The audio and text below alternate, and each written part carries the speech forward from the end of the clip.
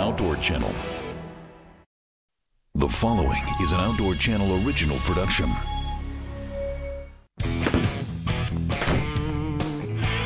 Who doesn't like targets that blow up? Every year in Idaho, the top long-distance rifle shooters in the world face off against 300, 400, 500, 800-yard targets. How do you know if you hit those pesky little targets? Well, a little bit of tannerite, a little bit of other explosives, and there's no way to miss it. Welcome to Boomer Shoot, just about the most fun you can have with a rifle.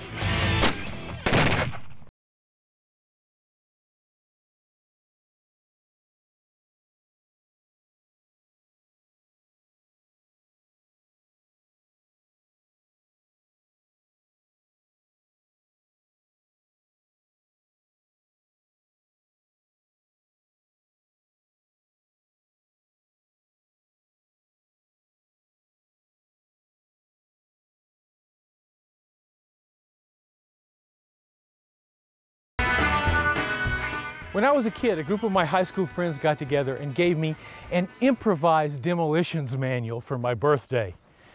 Maybe not the most propitious of gifts, especially after I blew the back porch off my parents' house. I remember two things from that event. The first is that my nose caught fire and I thought I looked like a large, ungainly cigarette lighter. The second thing I remember is that, hey, explosions are cool. I'm Michael Bain. This is Shooting Gallery, and this is Boomer Shoot, a precision rifle competition unlike any other precision rifle shoot in the entire world. Each one of those little boxes is filled with explosives. There's no question whether you hit the target or not. We're here in north central Idaho, and 375 yards back that way, all the way across this beautiful field, there's a lot of people from lots of different states, even a lot of foreign countries with some very sophisticated hardware. They're going to be shooting at these targets, and up that hill, all the way out to almost 600, 700 yards, are other boxes filled with explosives. So the plan for today is ready, aim, kaboom!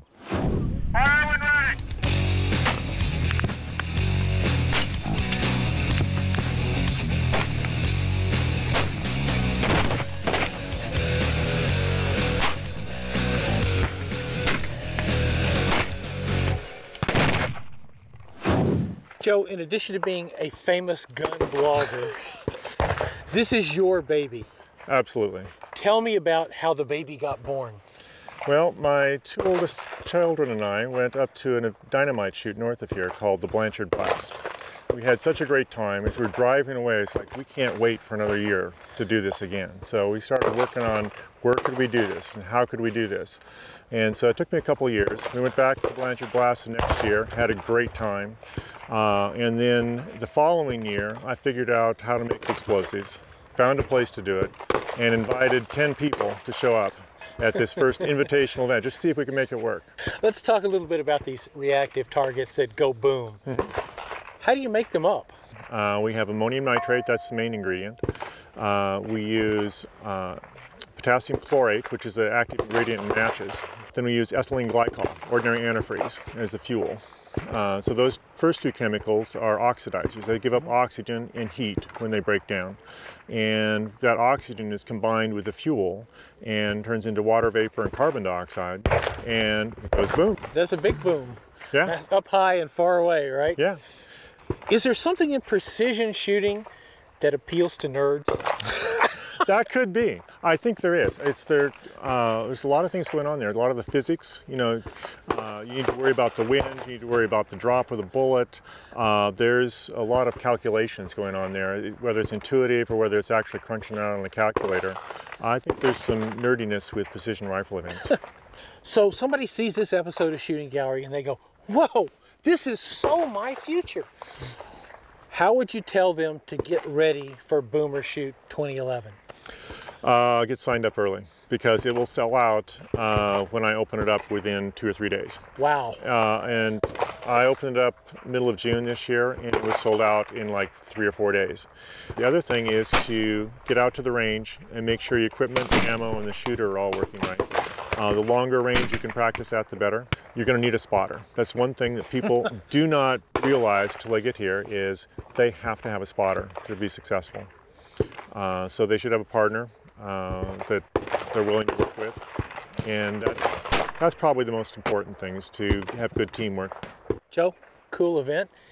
And by the way, something that he probably won't mention, but a lot of Joe's writing on the right to keep and bear arms, which you can read on his blog, which will link you up from Downrange Television, www.downrange.tv, is writing that you really, really need to read. I thank you for that as well, Joe. Thank you so much, Michael. I feel like one of those guys just getting his picture taken on the edge of the Grand Canyon. Take a step back right into that line of explosives.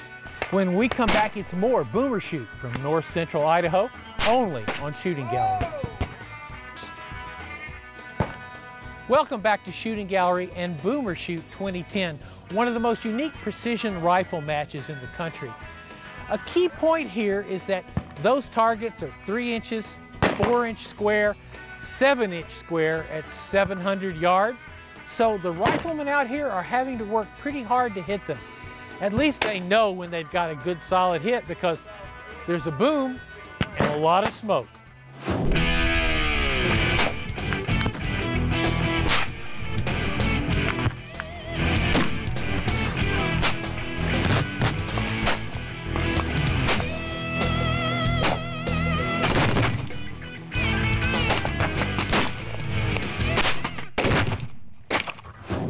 If you want to come out to the Boomer Shoot, and yes, that's all the booming going on in the background there, you might want to bring out a state-of-the-art rifle, and that's what we're looking at here, a rifle put together by a local gunsmith.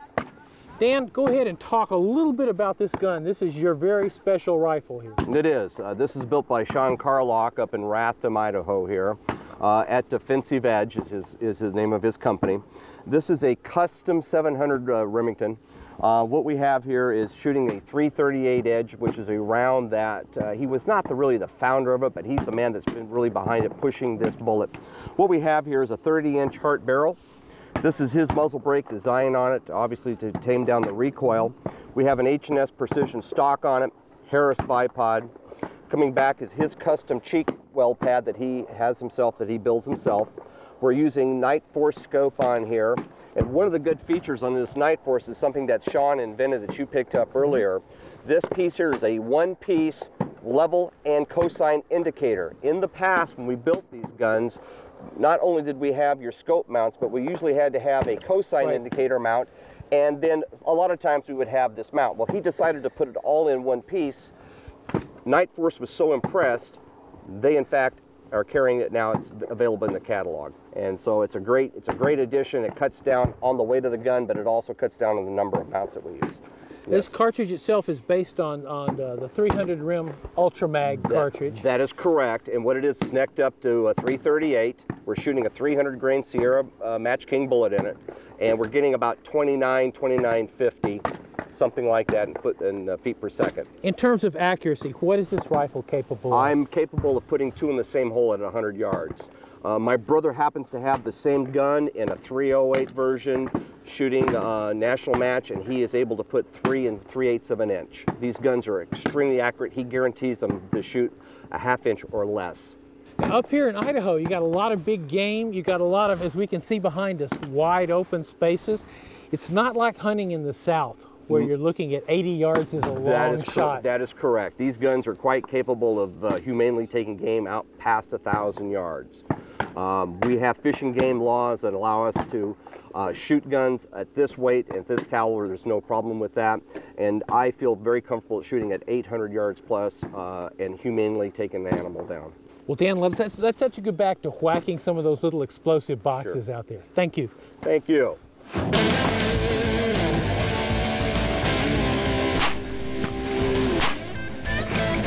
Michael, sir, would you like to shoot it? I certainly would. Come on.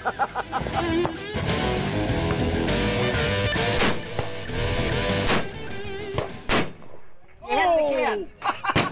You just cut the stake right into below the box. What can I say? My first shot split the stake the target was on. 2 subsequent shots bounced the target up the berm. Some days you eat the bear, some day the bear eats you. It's about a 375-yard target. And you know, I can see how this can get addictive. You're sitting here and thinking like, I'll spend $100 in ammunition, but I just want to see something blow up. When we come back, it's more from Boomershoot in Idaho, only on Shooting Gallery. The most important people out here are the spotters. They are the people looking through those spotting scopes, telling the shooter where the round is actually going. Remember, the shooter is on the target. They've got those crosshairs on the target. But there are a lot of environmental factors. The wind, barometric pressure, moisture in the air, heck, even gravity affecting the bullet. The spotter is telling the shooter where the bullet is really going, allowing them to make adjustments to the sights to bring them dead on target.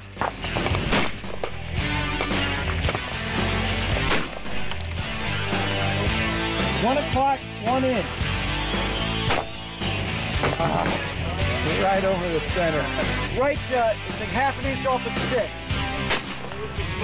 Nice job.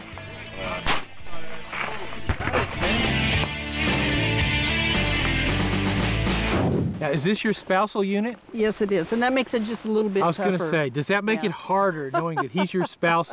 You're giving him this information and he's thinking, she's getting it wrong. I'm shooting perfect out here. He knows you. Yeah, sometimes it makes it tough, but in the beginning of the shoot, it takes us a little longer to get dialed in. And once we're dialed in, then we can read each other real well. We haven't shot for a year, but it doesn't take very long, and we kind of get back to the click again. But usually when I hit something, it's because he was a spotter.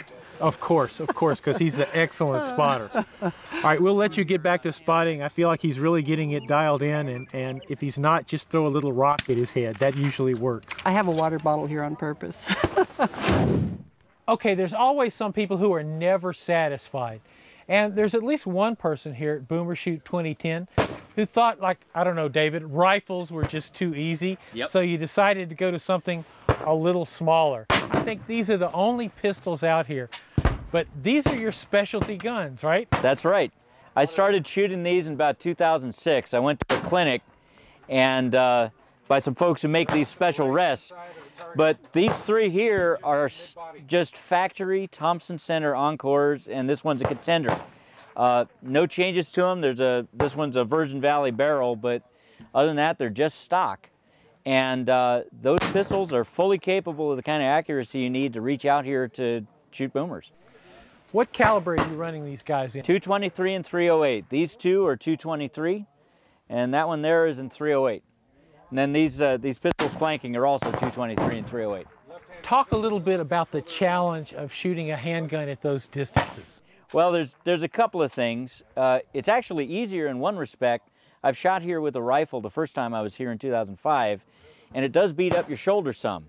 With these, I can shoot 200, 300 rounds, and I don't feel it because your whole arm acts as a shock absorber. So that's nice.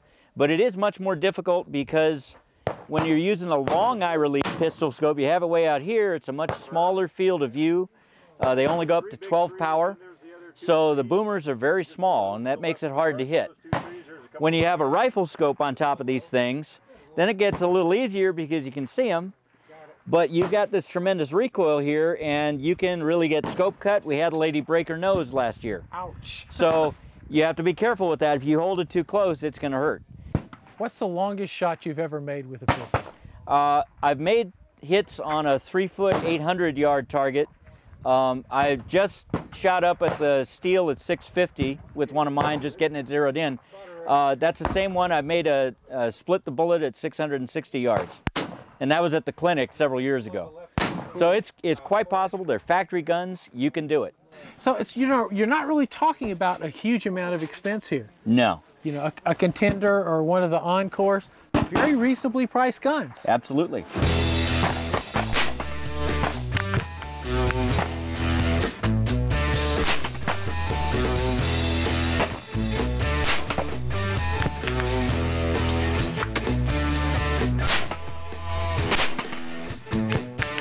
Stay with us because when we come back, it's more from Boomershoot 2010 in north central Idaho, only on Shooting Gallery.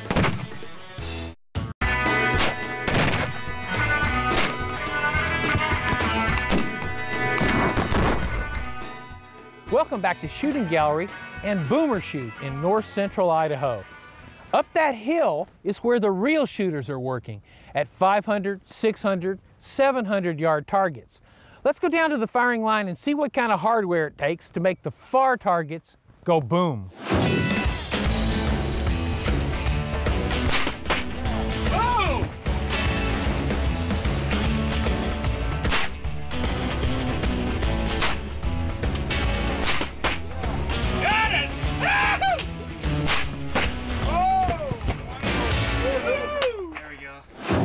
They're long-range shooters and they're long-range shooters. And then there's Bruce Leininger, who is the coolest long-range shooter out here.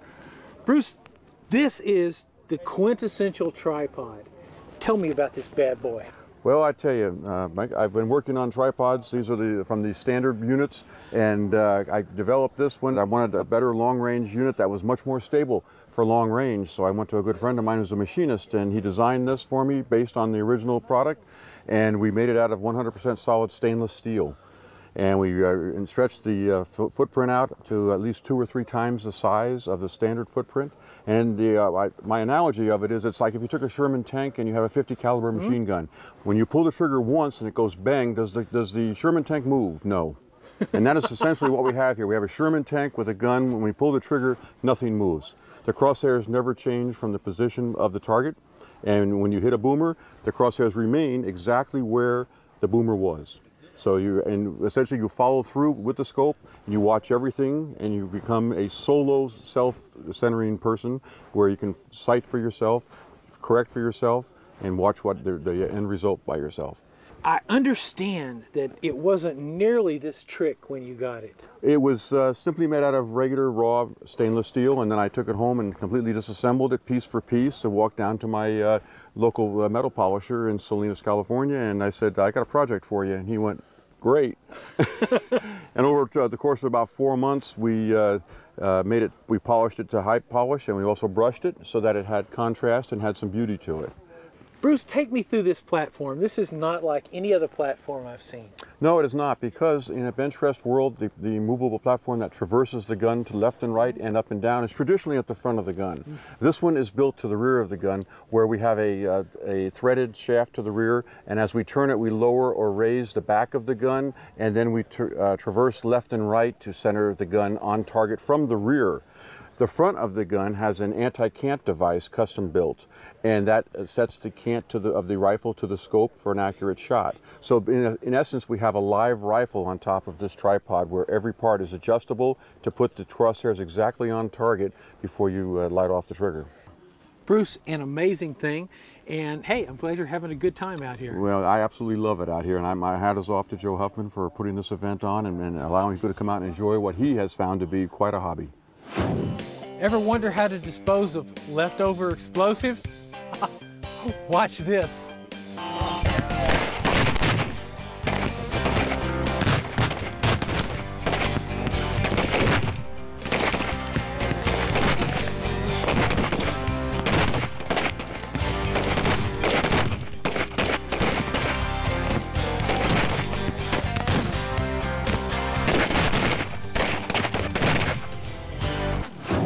A long time ago in a galaxy far away, we were a nation of riflemen.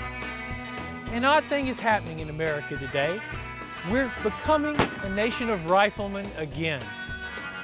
Joe Huffman calls his Boomer Shoots a magic kingdom for shooters.